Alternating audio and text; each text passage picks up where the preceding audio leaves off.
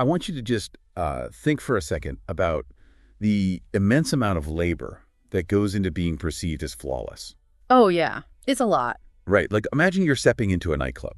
The lighting is incredibly low, the bass is physically vibrating through your chest, and your aesthetic is just completely, entirely locked in. You spent hours on it. Exactly. You've curated this impenetrable, bulletproof version of yourself for public consumption, and then just out of nowhere, a single text message from a very specific person comes through. The worst kind of text. Or, maybe they pull you aside right by the bar, and within like 60 seconds, that entire armor of perfection just disintegrates. It's just gone. Yeah. You are standing in a crowded room, surrounded by all these people trying to escape their reality, while yours is just coming crashing down in real time. And it completely ruins the aesthetic you spent hours building. It's the ultimate cognitive dissonance, honestly, because the physical space you are occupying demands absolute composure, right? It demands kinetic energy, but your internal psychological space is undergoing this total collapse. It's like a war zone inside. Right.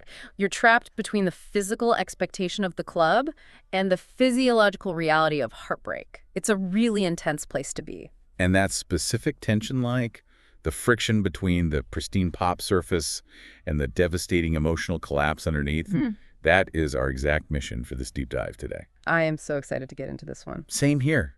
We are thrilled to have you here with us joining the conversation because today we are breaking down the newly released official video and track for Cry Ugly by FLO. Such a massive track. It really is. It's this highly calculated pop R&B moment that operates on a fascinating contradiction. It's engineered to make you move your body, but lyrically, it demands that you just completely break down. Yeah, we're looking at a track that essentially functions as the emotional linchpin of their brand new sophomore album, which is called Therapy at the Club. Great title, by the way.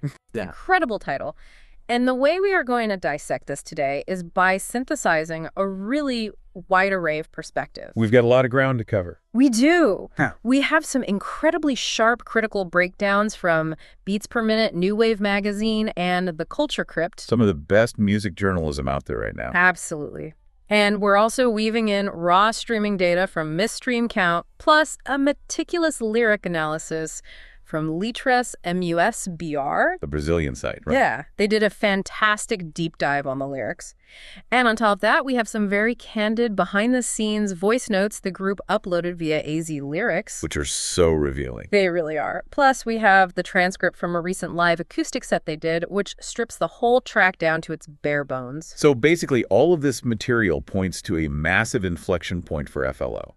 Because if you've been following this group, and a lot of you listening probably have, you already know we are not talking about plucky upstarts trying to get their foot in the door here. No, not at all. They are an established force. Right. They have been making history since, 2023? Yeah, 2023 was huge for them. When they became the first group to win the BBC Sound Poll and the Brits Rising Star Award simultaneously, like in the same year. Which is unheard of. And then they had that incredible top 3 debut with Access All Areas. I mean, they broke a 23-year drought for British R&B girl groups with that. The drought was real, too. We were waiting so long for a group like them. We really were. Yeah. And they have the Grammy nomination for Best Progressive R&B Album. They literally sang The Boy Is Mine to Brandy herself at the Recording Academy Honors. That video is still crazy to watch. I know. So by every traditional metric of critical validation, they have won. They have the trophies. But, and this is where it gets really interesting, reading through Beats Per Minute analysis, you hit on this very harsh industry reality. The chart reality. Exactly. The critical trophies haven't entirely translated into absolute undeniable chart dominance. Like, yes, they are beloved by critics, but they've only secured one top 40 single so far. Really? Just one? Just one.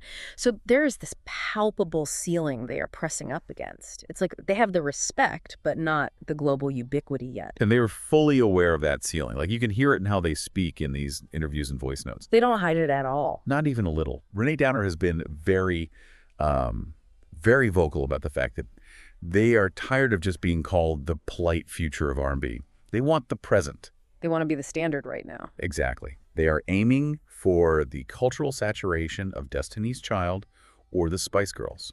Which is a huge bar to set for yourself. It is. But Stella Quaresma even made this like half-joking comment that they want to be household names so somebody might finally give them a proper budget. I love that quote. It's funny, but it reveals a very serious ambition. Oh, totally. They are playing for the absolute top tier.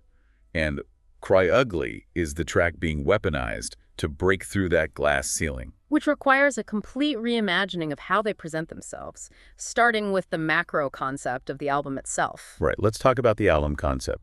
Therapy at the Club. Yeah, so it just dropped via EMI and Republic Records. And what I love is how it takes the traditional function of nightlife and completely inverts it. Because usually the club is a site for hedonism, right? Exactly. It's where you go to artificially detach from your waking life. You go there to forget.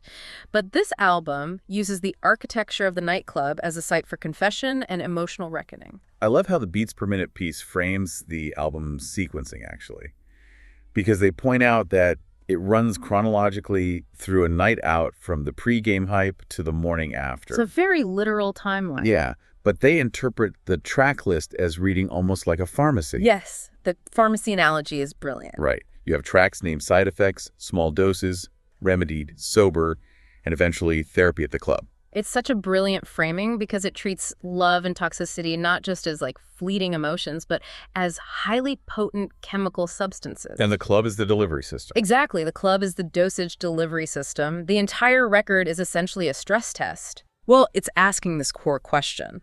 How much of this environment and how much of this toxic relationship can a human body actually tolerate before the toxicity starts causing permanent damage? Oh, wow.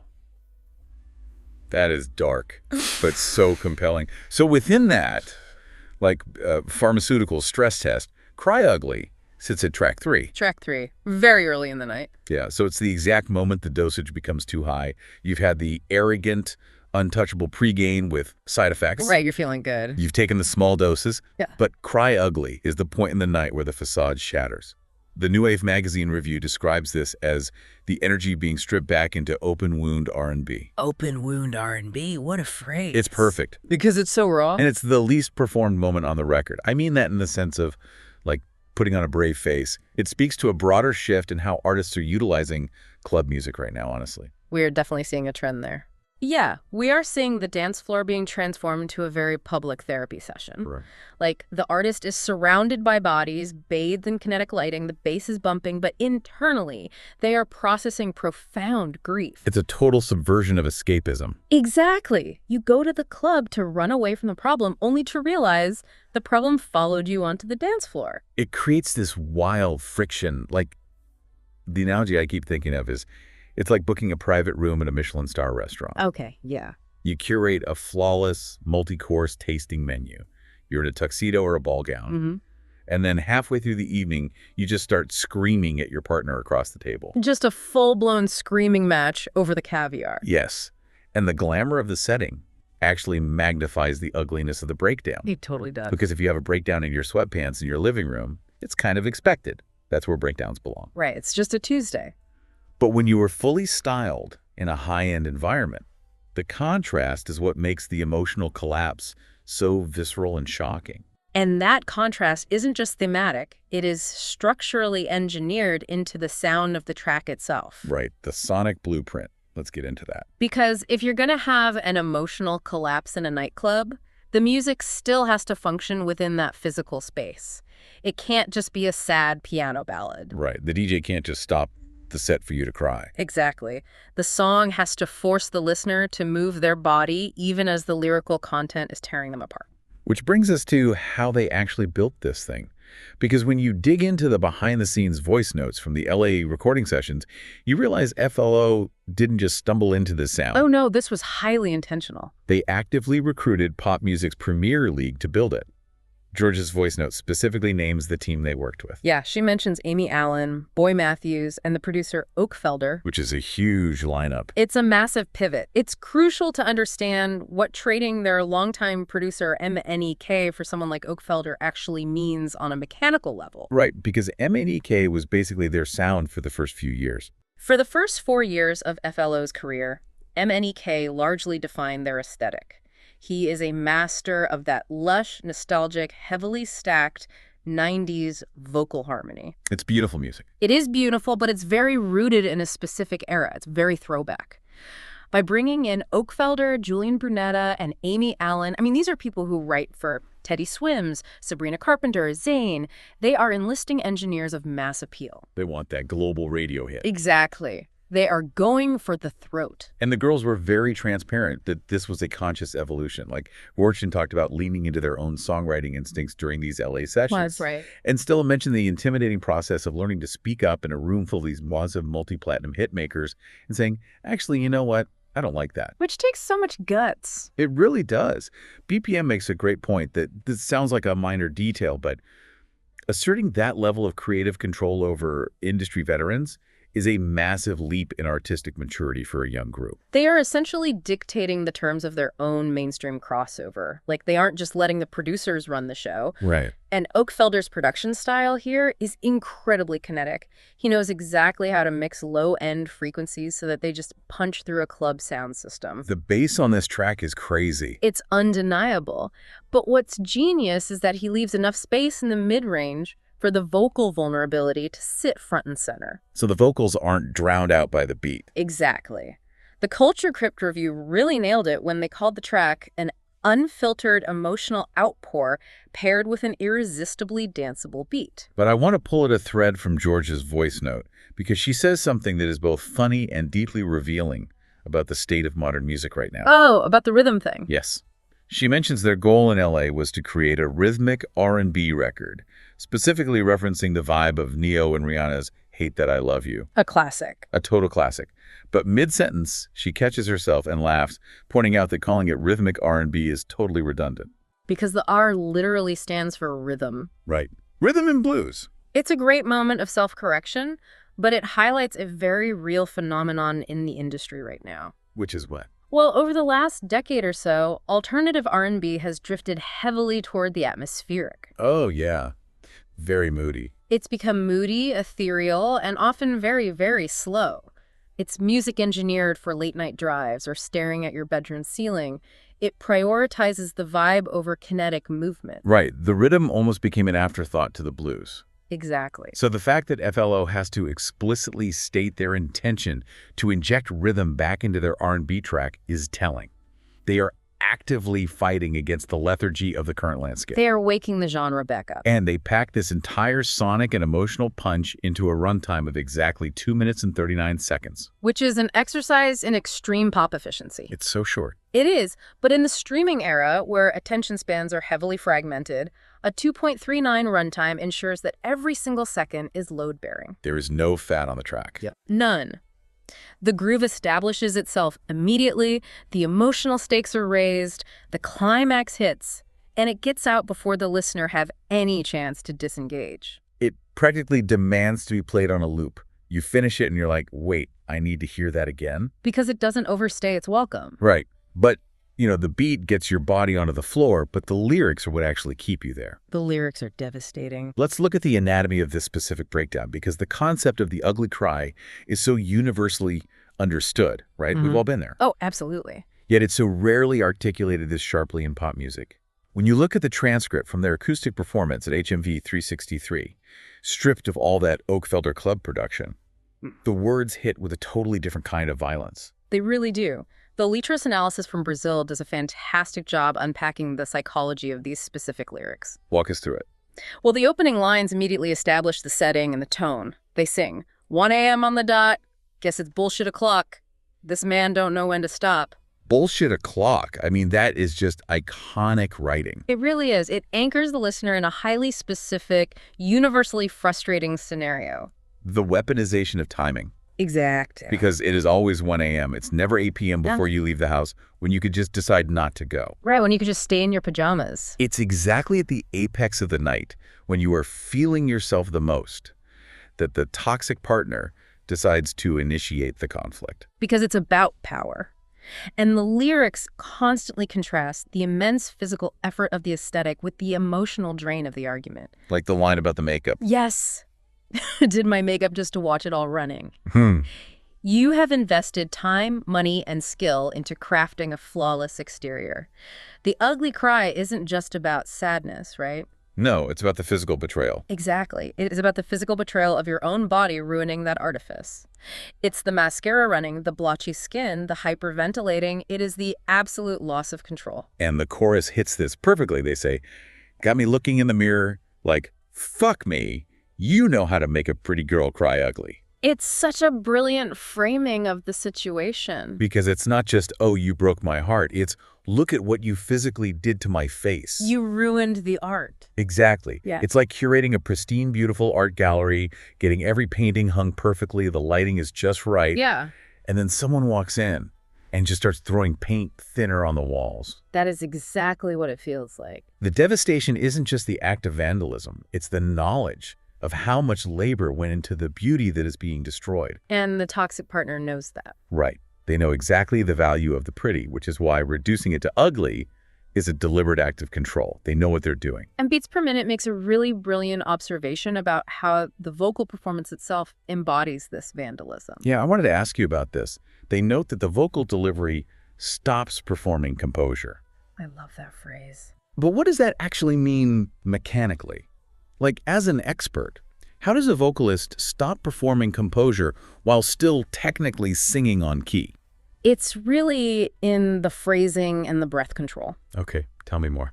So instead of delivering smooth, perfectly rounded R&B runs, which FLO is very capable of doing, the vocals here become sharper, they become more fragmented. More jagged. Yes, you can actually hear the exasperation in the intake of breath. The harmony might intentionally push against the melody to create a slight dissonance. It feels urgent. It sounds less like a rehearsed studio take and more like an argument happening in real time in a club bathroom. The audio is literally mirroring the visual of the makeup running down the face. And it shifts from just being devastating to being righteously sarcastic, too. Like they ask these biting questions later in the song. I do get off on these tears rolling down on me. Yes. Yeah. And do you find this shit exciting, getting on my nerves? They are calling out the manipulation directly. They realize that the partner is extracting pleasure from the act of breaking them down. It's twisted. It is. Which brings us to a massive challenge for the group. The visual representation. Exactly. You have a track that is fundamentally about the loss of control, the physical degradation of beauty, and the exposure of raw vulnerability. Right. But FLO is simultaneously trying to ascend to global pop superstardom. They need to look like icons. So how do you visually represent an ugly cry without sacrificing your aspirational superstar aura? It's a very fine line to walk. This is where the music video comes in, and the tension here is wild. To coincide with the album release, they dropped the official video for Cry Ugly. And they didn't just hire like a trendy new indie director. Oh no, they went to the top. They brought in Jake Nava, co-directing with Sienna Nava and Marlon Kang. And if you look at Jake Nava's filmography, you are looking at the architect of modern pop iconography. The literal architect. This is the director behind Beyoncé's Crazy in Love, Single Ladies, and Partition. Which are some of the most important videos of the century. Period. By enlisting Nava, FLO is planting a very specific flag in the ground. You don't hire the director of Single Ladies unless your explicit goal is to create visual history. You want a cultural moment. It signals a massive budget and a clear ambition to occupy the exact same cultural space as Destiny's Child. But, and this is what I find so fascinating, this creates a huge paradox. How so? Because Nava's signature style is hyperkinetic, aggressively confident, shadow-heavy perfection. It's very polished. Very polished. But the song is about your makeup running and losing your mind in a mirror at 1 a.m. Right. So how do you film someone falling apart while ensuring they still look like a global superstar? If you hire Beyoncé's director to film you crying, does the high-gloss production actually neuter the vulnerability? That is the big question. Right. Are we watching a genuine breakdown, or are we just watching the highly curated, big-budget performance of a breakdown? This is the central tension of modern pop music right here. See more about that. The audience demands authenticity, right? They want you to be real, but they demand it packaged in high definition. They want HD trauma. Exactly. If the video was literally just the three of them sobbing uncontrollably under harsh, flickering fluorescent lighting with no styling, it might be 100% authentic, but it wouldn't serve their goal of becoming pop icons. Right. It would be too real for the club. People would just feel awkward watching it. Precisely. So the video has to exist in a liminal space.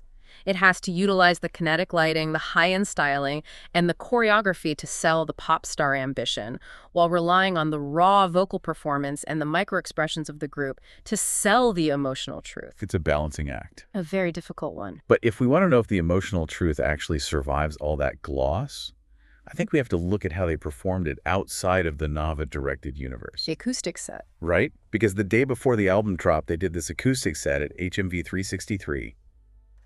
No Oakfelder Club beat. No heavy bass. No Jake Nava lighting. Just acoustic instrumentation and raw vocals. And this is where you really test the structural integrity of a song. Can it survive without the armor? What's the verdict? It absolutely survives. The acoustic performance, much like their legendary NPR Tiny Desk concert from a few years ago, where they literally turned an office space into a disco, proves that the songwriting is fundamentally sound. It doesn't need the bells and whistles to work. Stripping away the production forces the audience to confront the lyrics head-on. The fact that Cry Ugly functions as both an overwhelming, bass-heavy club banger and a devastatingly sad acoustic ballad proves that the vulnerability isn't just a marketing gimmick. It's baked into the DNA of the composition. It's real songwriting. So the foundation is solid. You have elite songwriting, top-tier production, visually ambitious direction, and genuine vulnerability. When you package all of that together and finally drop it on the public, what is the actual fallout? Let's look at the numbers. All right, we have the week one snapshot of the commercial and cultural impact, and the data is really telling here. So the album and the video were released on August 7th, 2026. Looking at the misstream count data as of today, August 13th, Cry Ugly has racked up 931,030 streams on Spotify alone. Approaching 1 million streams in less than 7 days. It's huge. And we have to contextualize this for you listening. This is track 3. It is not the lead single. Right. Leak It was the lead single meant to drive the initial algorithmic push. So people had to actually seek this out? Exactly. Pulling those numbers on a non-lead album cut in the first week is a massive indicator of listener retention. Because usually people just listen to the single they heard on TikTok and bounce, right? In this era where audiences will stream a viral single and then immediately abandon the rest of the album, pulling nearly 1 million streams on track 3 proves that fans are actively engaging with the therapy at the club concept. They are buying into the world building. They are listening sequentially. They are moving through the arrogant pregame of side effects and sticking around for the emotional climax of Cry Ugly. The critics are absolutely locked in on this track too. We mentioned the Beats Per Minute review earlier, which noted that securing pop hits requires a kind of ruthlessness. A mathematical precision to the songwriting. Right. But they single out Cry Ugly, because despite that calculated Oakfelder pop engineering, it still lands as a genuinely unforced moment of humanity. It signals a crucial evolution in their artistry. It really does. The review from the Culture Crypt places FLO right at the center of the 2026 UK R&B revival, alongside peers like Odile and Woon. And Moon actually has a feature later on the album, right? Yeah, she does. But what Cry Ugly demonstrates is that FLO is graduating from the localized Toxic X anthems of their debut EP, The Lead, and moving into broader, more definitive cultural territory. They are growing up. They are proving they can navigate deep emotional complexity without losing their grip on the charts. Which answers the lingering question about that ceiling they've been hitting. They already had the critical cachet. They had the respect. They already had the Grammys nod and the Brits. What they needed was a track that could bridge the gap between the music purists who sit around analyzing vocal runs and the casual clubgoers who just want a relentless groove. And Cry Ugly seems engineered to perfectly satisfy both camps. It really is a masterclass in synthesis. It takes the atmospheric emotional weight of modern alternative R&B and aggressively fuses it back into the kinetic, danceable rhythm of the early 2000s, all while exploring a deeply modern, psychological reality. It understands exactly what it is like to exist in 2026. Oh, completely. It understands that we use these hyper-curated environments, the club, our social media, our curated aesthetics, as armor. We go out to outrun our reality. But the reality always catches up. Always.